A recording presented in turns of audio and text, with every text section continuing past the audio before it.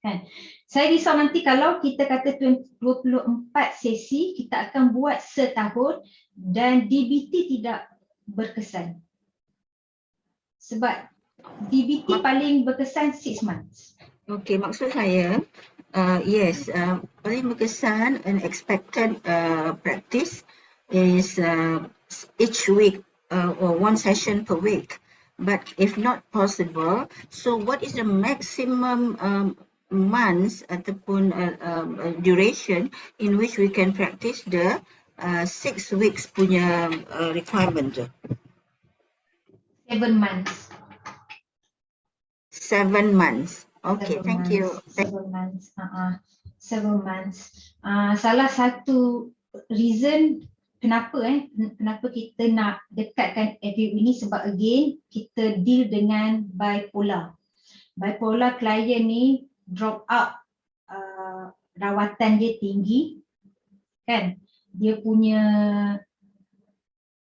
retention pun rendah. So kalau gap terlampau jauh, mereka akan hilang. Sama ada mereka hilang ataupun mereka akan relapse balik. Alright, coming back to the application, you mentioned it is this DBT memanglah originally meant for bipolar disorder.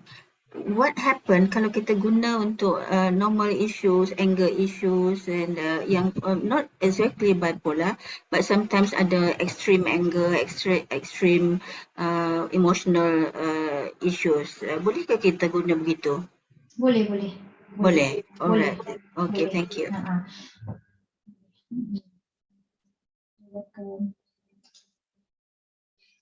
Okay, this one how to think and act dialectically. Thinking natural. A pessimist would say that the glass is half empty.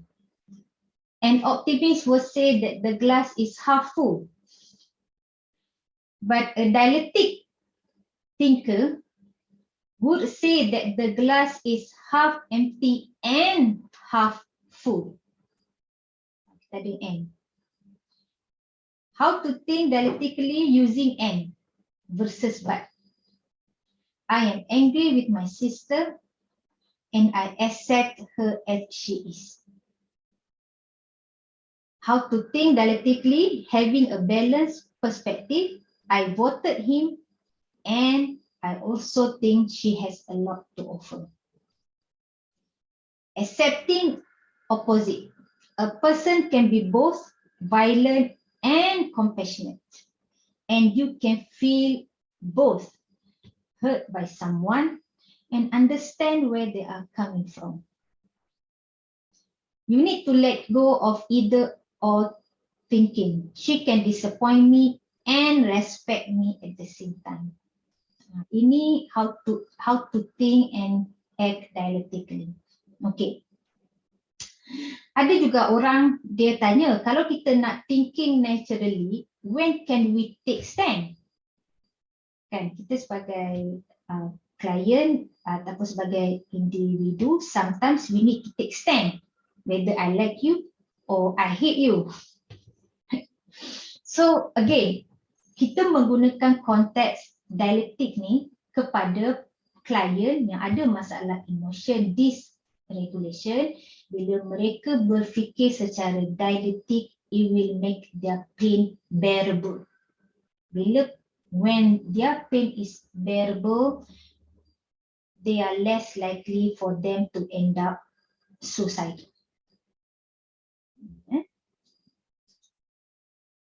Ini di antara contoh examples of opposite sides that can be both be true. You can want to change and be doing the best you can and still need to do better. You are tough and you are gentle. You can be independent and also want help. Even if you are strong woman, independent woman, does not mean you do not need help. Of course you need help and that's okay. You can want to be alone and also want to be connected to others. So dialectic ni allow us to hold two opposite ideas, and that's okay. Ini di antara contoh exercise. Contoh exercise for each group, check the most dialectical response. Saya rasa kalau diizinkan masa, kita bolehlah buat exercise, or maybe you can do this with your students ke klien ke nanti ya. Okay, 10 minit lagi ya. Okay, changing unwanted emotion untuk modul yang ketiga dalam DBT. Ini di antara worksheet that you can use with your client. First, identify your emotion.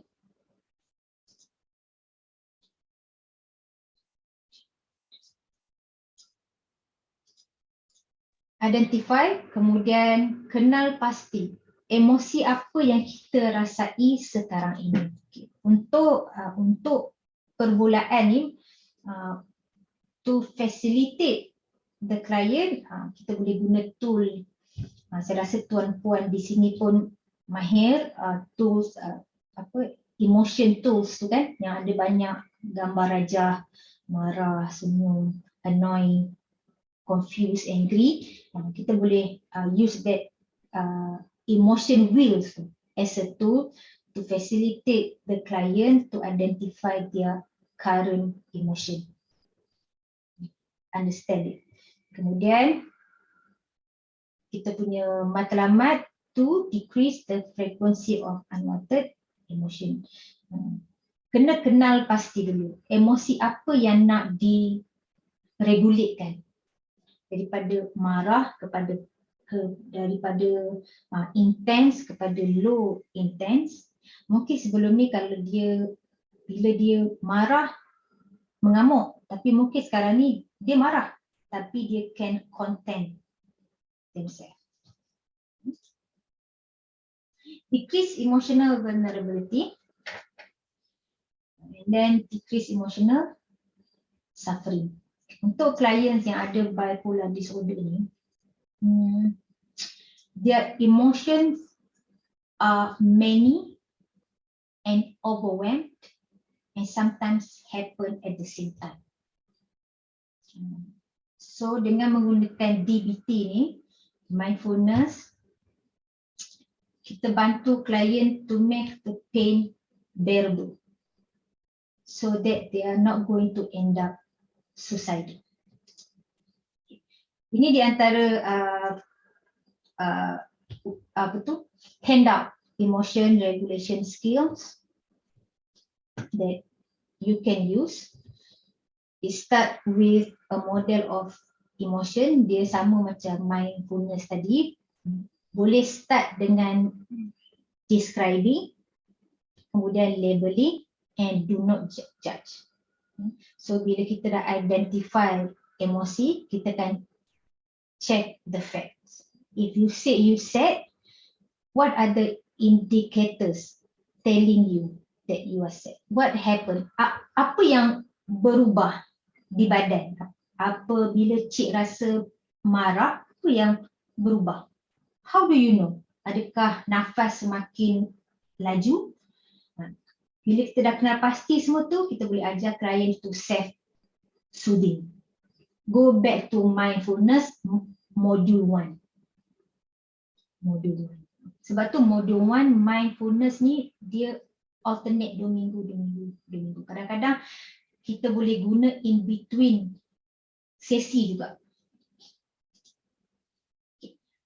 Dalam DBT, dia ada satu skill, satu kaedah, method dia panggil opposite action and emotion. When an emotion is doing more harm than good, practice opposite action by acting opposite to the usual behavior associated with the emotion. Ajar klien untuk bertingkah laku berlawanan apa yang dirasai. For example, when the client feels angry, common behavior they attack, yell, ague. Ajar klien untuk opposite action. Apakah kata lawan bagi attack? Apakah kata lawan bagi yell? Apakah kata lawan bagi ague? So the opposite action of common behavior is gently avoid, talk quietly, and politely. Kalau sad, opposite action dia ini, fear opposite action dia ini, and be opposite action dia ini. So we need to teach the client, when you feel angry, do the opposite of what you feel.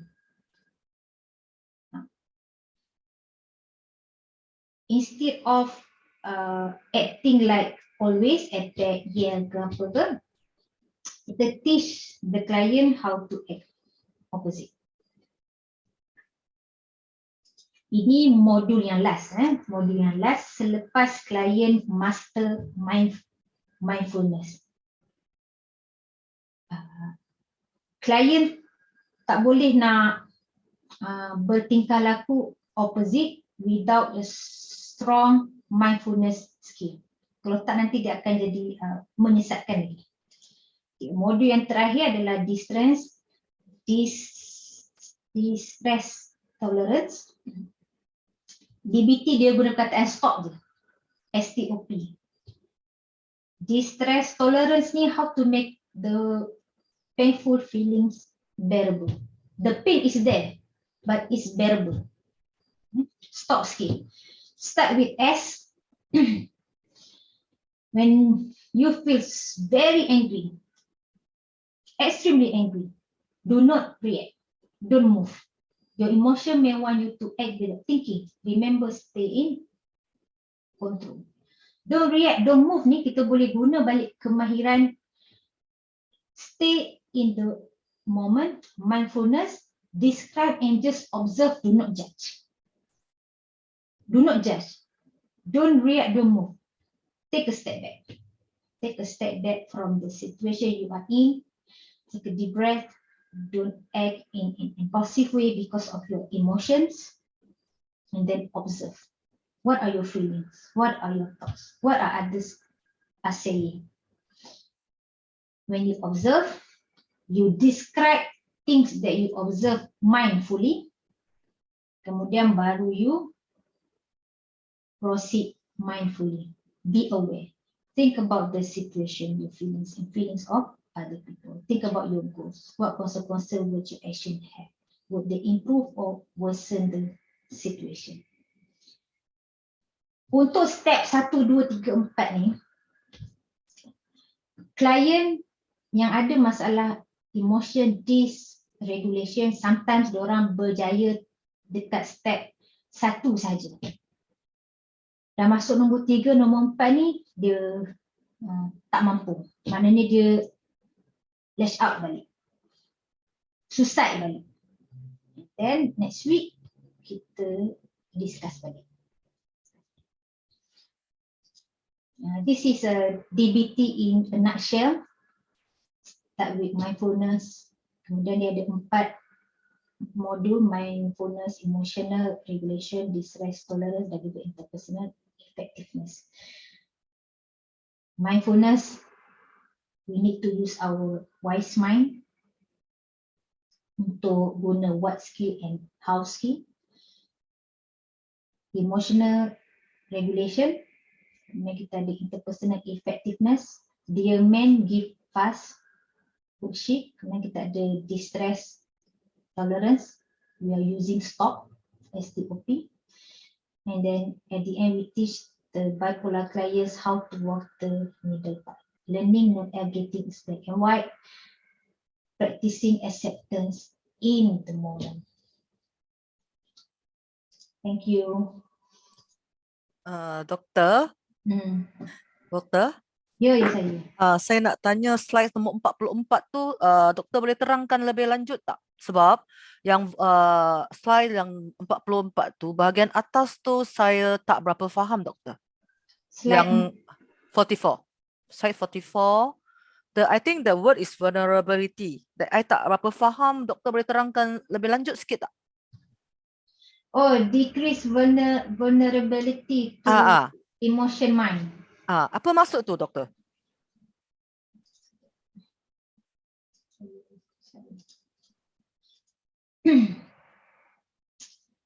Untuk bipolar client, mereka punya emosi ni fragile, vulnerable. Mereka terdedah dengan even perkara yang kecil pun boleh can spark the intense action. So we call it vulnerable. If I may tambah, Boleh. Silakan vulnerable. doktor. Ya, vulnerable tu dalam bahasa Melayu dia rapuh. Oh, dia fragile doktor, fragile. Rapuh maknanya senang tersentuh, senang macam sensitif lah. Ya. Tapi selalu rasanya saya guna rapuh lah bila nak terangkan untuk dalam bahasa Melayu, meaning apalah the opposite of strong. Maksudnya orang tu fragile, dia macam sensitif lah. What do you mean by fragile? Fragile mean dia macam tak, dia punya emosi tak kuat. How do you spell fragile? Fragile. How do you spell? F-I-G-I. Oh, fragile. Oh, sorry. I was thinking it is in bahasa Melayu. Sorry. Fragile kan dia senang. Fragile. Yes, understand. Yeah. Correct. Betul, Thank you, doktor. Fragile. Betul. I'm confused pula. Sekarang dah faham. Thank you. Cumanya dia kenapa benda ni ada dekat dalam modul ni, sebab orang yang ada masalah emotional dysregulation ni, dah lah dia cepat tersentuh, kemudian dia punya tindak balas terhadap sentuhan tu so intense. Maknanya kalau dia marah tu memang dia akan marah yang betul-betul. Padahal benda tu dia kecil je lah. Thank you, doctor, for the explanation. I appreciate it so much. No problem. Thank you pada Dr. Isna. I will share the slide dalam WhatsApp group nanti ya. Thank you very much. Saya rasa takat tu sahaja. Saya nak minta maaf sekiranya ada salah kekurangan, terkurang ke apa, sebab sebenarnya DBT ni worksheet dia banyak lagi. Mungkinlah insyaAllah kalau kita ada perjumpaan di hari yang lain, mungkin kita boleh discuss lah worksheet tu bersama-sama. Sebab ada juga worksheet dia yang tak sesuai dalam konteks budaya Malaysia juga, yang kita kena adapt. Saya serah